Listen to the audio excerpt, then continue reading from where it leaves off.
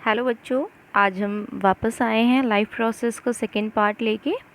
पिछले चैप्टर में पिछले सेक्शन में आपने देखा कि किस तरीके से अमीबा में न्यूट्रिशन परफॉर्म होता है। उससे पहले types and mode of nutrition, ये सब आपने देख लिया। अब इस चैप्टर का जो नेक्स्ट टॉपिक है वो है आपका ह्यूमन डाइजेस्टिव सिस्टम। अब यहाँ पे भी हम उन्हीं 5 प्रोसेसेस को देखेंगे, ठीक है, कि किस तरीके से ह्यूमन बींग्स के अंदर ये पांचों प्रोसेस जो हैं वो आपके वर्क करते हैं। ठीक है, उसके लिए पहले हमें डायग्राम को समझना है। इसके ज़रा मैं डायग्राम को पहले आपको अंडरस्टूड कर दूं ताकि आपको थ्योरी में इजी रहे और मैं आपको उसको और भी अच्छी तरीके से एक्सप्लेन करूं फिर देन। ये ह्यूमन डाइजेस्टिव सिस्टम का डायग्राम है आपके सामने। ठीक है, आप लोग इसे इजीली ड्रॉ कर सकते हैं। माउथ जो है आपकी वो ओपनिंग है इंजेक्शन के लिए, टीथ हैं, दैन कॉमन ओपनिंग होती है रेस्पिरेटरी सिस्टम और डाइजेस्टिव सिस्टम की, जिसे आप फेरनेक्स कहते हैं। ठीक है, यहाँ के बाद ईसोफेगस है। Esophagus is also known as food pipe. जो आप खाना खाएंगे सलाइवरी ग्लैंड से सलाइवा उसमें मिक्स होगा, सलाइवरी ग्लैंड से आपका सलाइवरी एमाइलेज रिलीज़ होता है, तो पार्शली कुछ ना कुछ वो वहाँ पे फूड को डाइजेस्ट करता है माउथ में। उसके बाद आप फूड को जो है एंगल्फ करते हैं, निगलते हैं, तो वो ईसोफेगस के ज़रिए स्टमक तक जाता है। ईसोफेगस में किसी भी प्रकार का डाइजेशन नहीं होता, उसका सिर्फ काम होता है माउथ से लेके स्टमक तक को फूड को प्रोसेस कराना, लेकर के जाना। ईसोफेगस में क्या होता है, जब माउथ से स्टमक तक आपका खाना जाता है तो एक मोमेंट होता है जिसे पेरिस्टाल्टिक मोमेंट कहते हैं। पेरिस्टाल्टिक का मतलब होता है contraction and expansion of food pipe. जैसे किसी चीज़ को आप दबाते हैं ताकि वो आगे की तरफ क्या हो सके, फॉरवर्ड हो सके। उसके बाद आपका स्टमक में food is processed for 3 hours, जिसके लिए हम वर्ड यूज़ करते हैं food is churn for about 3 hours in your stomach. खाना 3 घंटे के लिए जो है आपका स्टमक में चर्न होता है। स्टमक आपका जे शेप का होता है। उसके बाद यहाँ पे आने के बाद फूड जो है ब्रेक डाउन होता है सेमी सॉलिड पेस्ट के अंदर, क्योंकि स्टमक जो है गैस्ट्रिक जूस कंटेन करता है, और जो आपका गैस्ट्रिक जूस है वो कंटेन करता है hydrochloric acid, enzyme pepsin and mucus. ये उसके 3 मेन कंपोनेंट्स होते हैं। हाइड्रोक्लोरिक एसिड एसिडिक होता है नेचर में ताकि वो इजीली जो लार्जर फूड पार्टिकल्स हैं उनको ब्रेक डाउन कर सके। पैप्सिन का काम क्या होता है, कैसे आप मेमोराइज़ करेंगे कि पैप्सिन को आप ट्रिपल पी से जो है याद रखते हैं। ट्रिपल पी देखिए कैसे, pepsin break down proteins into small particles called peptones. मतलब पैप्सिन ब्रेक डाउन करेगा प्रोटीन को छोटे छोटे पार्टिकल्स में, जिन्हें आप पैप्टोन्स कहते हैं। Due to the presence of HCl gastric juice acidic है नेचर में। उसके बाद जो एंजाइम पैप्सिन होता है being to digest protein into small molecule called peptone. Okay, the mucus help to protect the stomach wall. जो तीसरा कंपोनेंट है आपका म्यूकस, उसका काम होता है जो HCl रिलीज़ हो रहा है स्टमक वॉल से, ठीक है, उसकी वजह से कहीं आपको अल्सर ना हो जाए। कई दफ़ा बहुत ज़्यादा एसिडिक होने की वजह से बॉडी अल्सर हो जाता है। अल्सर मतलब पेट में छाले हो जाते हैं। तो इस तरीके की प्रॉब्लम से बचने के लिए आपकी बॉडी के अंदर एक चिपचिपा पदार्थ होता है, ठीक है, जिससे आप कहते हो म्यूकस। क्या कहते हैं उसको, म्यूकस कहते हैं। इसके साथ साथ एक और लिटिल अमाउंट में गैस्ट्रिक लाइपेज भी वहाँ पे मौजूद होता है, जो कि ब्रेक डाउन करता है फैट्स को जो फूड के अंदर मौजूद होते हैं। उसके बाद पार्शियली यहाँ पे डाइजेस्ट होता है आपका खाना स्टमक में। उसके बाद वो एंटर करता है आपका first wider pipe of small intestine, जिससे आप ड्यूडेनम कहते हैं। जस्ट बिलो द ये स्टमक होती है, ड्यूडेनम में ये एंटर करेगा। स्मॉल इंटेस्टाइन का फर्स्ट पार्ट है। बेसिकली स्मॉल इंटेस्टाइन के 3 पार्ट होते हैं, ड्यूडेनम, जेजोनम एंड इलियम। जो ड्यूडेनम और इलियम का टर्निंग पॉइंट होता है उसको हम जेजोनम कह देते हैं। यहाँ पे एंटर करता है ड्यूडेनम, तकरीबन 25 सेंटीमीटर लॉन्ग होता है, और जो रिमेनिंग पार्ट होता है ड्यूडेनम के अलावा वो इलियम कहलाता है। क्या कहलाता है आपका, इलियम कहलाता है। इलियम जो है आपके एलिमेंट्री कैनाल का लॉन्गेस्ट पार्ट होता है, जिसकी लेंथ होती है अबाउट 6.5 मीटर लॉन्गेस्ट है। फिर इसे स्मॉल क्यों कहते हैं, क्वेश्चन इज़ दैट ये बेटा बहुत ही नैरो होता है। थिकनेस के बेसिस पे इसको स्मॉल और लार्ज इंटेस्टाइन में डिवाइड किया गया है, तो ये काफ़ी नैरो होता है, जिसकी वजह से इसका नेम हुआ है स्मॉल इंटेस्टाइन। और जो इलियम पार्ट होता है स्मॉल इंटेस्टाइन, वो आपके बैली में कॉइल के फॉर्म में अरेंज होता है, ठीक है। ड्यूडेनम उसके साथ साथ बेटा 2 जगह से सीक्रेशन रिलीज़ करता है, 2 ग्लैंड से सीक्रेशन रिलीज़ करता है। एक आपको लिवर दिख रहा है, एक आपको पैनक्रिया दिख रहा है। लिवर सीक्रेट करता है, रिलीज़ करता है बाइल, एक खट्टा पदार्थ, ठीक है, जिसे बाइल पिगमेंट या बाइल साल्ट कहते हैं। और बाइल नॉर्मली आपके गॉल ब्लैडर में मौजूद होता है, जिसे आप पित्त बोलते हो, वहाँ पे मौजूद होता है। इसका मेन काम होता है ब्रेक करना फैट्स को, लिपिड्स को, जो खाने के अंदर मौजूद हैं। पैनक्रियाज आपका लार्ज ग्लैंड होता है जो parallelly beneath the stomach, parallelly मतलब स्टमक के साथ साथ उसके जस्ट नीचे लाई करता है। ये सीक्रेट करता है pancreatic juice which contain digestive enzyme, जो क्या कंटेन करता है, डाइजेस्टिव एंजाइम कंटेन करता है, जिसके नाम होते हैं ट्रिप्सिन एंड पैनक्रिएटिक एमाइलेज। अब ये मैं आपको नोट्स दिखाऊंगी, वहाँ पे आपको सारे नाम जो है हाईलाइटेड मिलेंगे। उसके बाद ये खाना ड्यूडेनम में अब होगा क्या, वो अभी मैं पहले आपको जितना मैंने बताया है उससे हम थोड़ा सा आपको रूबरू करा दें, तब हम उस पर आते हैं। देखिए, the human digestive system consist of alimentary canal and it's associated gland. जो वेरियस ऑर्गन्स होते हैं डाइजेस्टिव सिस्टम में, सीक्वेंस में अगर आप बात करें, माउथ देखा हमने, ईसोफेगस देखा, stomach, duodenum, ileum, colon and rectum. Gland which are associate with the human digestive system, salivary gland and pancreas, liver. अब ingestion कैसे होता है? The human being have a special organ, they have a special organ for the ingestion of food, that is called a mouth. With the help of your hand you can intake the food. उसके just आपको पता है digestion mouth से ही start हो जाता है। Human being the digestion of food begin in the mouth itself. Teeth help in your physical digestion, किस में हेल्प करते हैं आपके टीथ? फिज़िकल डाइजेशन में हेल्प करते हैं। सलाइवरी ग्लैंड सलाइवा प्रोड्यूस करता है, जो हेल्प करता है डाइजेशन में, केमिकल डाइजेशन यहीं से स्टार्ट हो जाएगा। और वो अपने अंदर से एक एंजाइम रिलीज़ करता है जिसका साइंटिफिकली नेम होता है पिटाइलिन, जिसे सलाइवरी एमाइलेज के नाम से जाना जाता है। जो स्लाइटली डाइजेस्टेड फूड होता है माउथ के अंदर, उसे आप स्वेलो करते हो with the help of tongue and it goes down via the food pipe, जिसे आप ईसोफेगस कहते हैं। ईसोफेगस कैरी करता है स्टमक तक फूड को। ये स्लाइटली डाइजेस्टेड फूड जो है फिर आपका स्टमक तक जाता है और with the help of movement जो भी हमने आपको बताया, that is called term peristaltic movement. ठीक है, ईसोफेगस में कोई भी डाइजेशन, फिर से बता रहे हैं, प्रोसेस नहीं होता है। It's act like a connecting pipe between the pharynx and the oesophagus.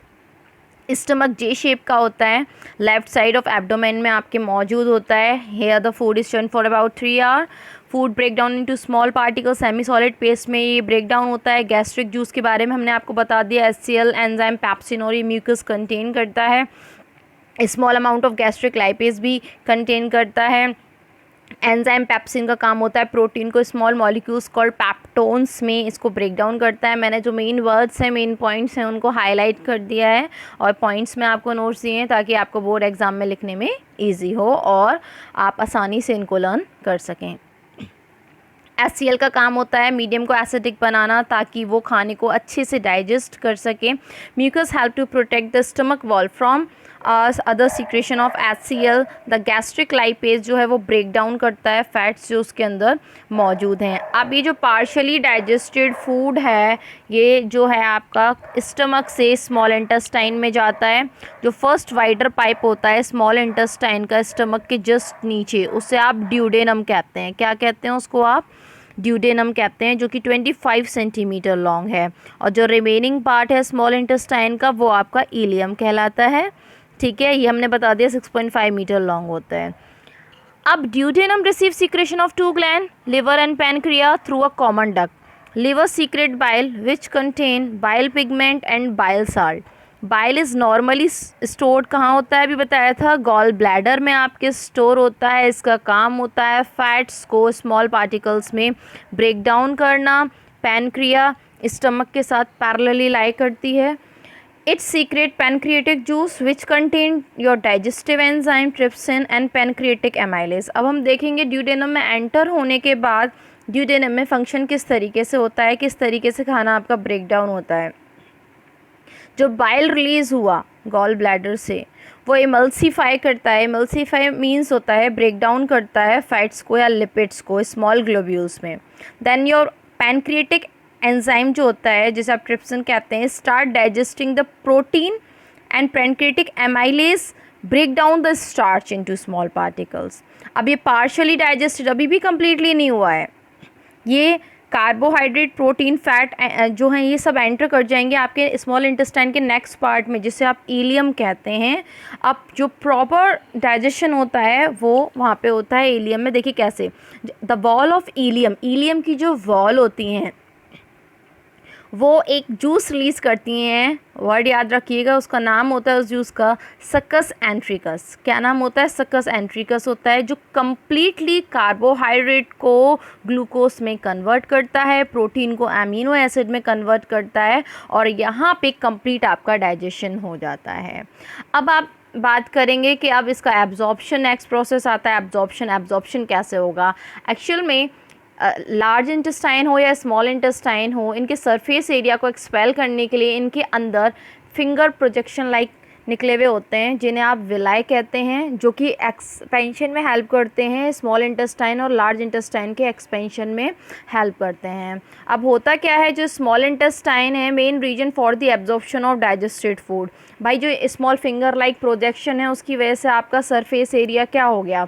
Increase हो गया। और जो डाइजेस्टेड फूड है जब वो उससे पास होगा तो ज़्यादा से ज़्यादा जो डाइजेस्टेड फूड है वो उसके कांटेक्ट में आएगा, और जितना ज़्यादा फूड वॉल के कांटेक्ट में आएगा उतना ही ज़्यादा वहाँ पे एब्जॉर्प्शन आपका होगा। The presence of villi give the inner wall of the small intestine very large surface area.